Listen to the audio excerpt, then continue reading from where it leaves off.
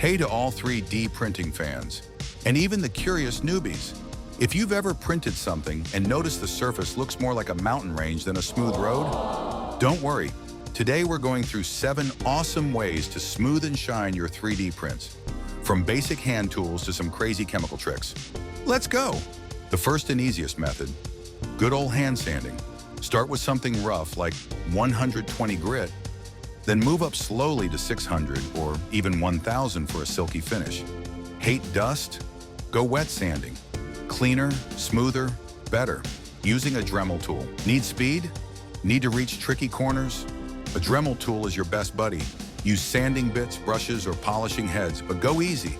Too much pressure equals melted plastic. Meet the magic spray. Filler primer. Spray it on, let it dry, then sand it smooth. This is the go-to trick for a perfect paint-ready surface. Printing with ABS or ASA. Say hello to acetone vapor. Pop your part in a vapor chamber and boom. It comes out glossy and smooth, like it was injection molded. Just be careful. It's flammable and needs good ventilation. Now that it's smooth, let it shine. Grab some polishing compound and a soft cloth. This step turns your plastic print into something that looks truly professional. For bigger jobs or lots of prints, go electric. An orbital or vibrating sander will save your time and your wrists.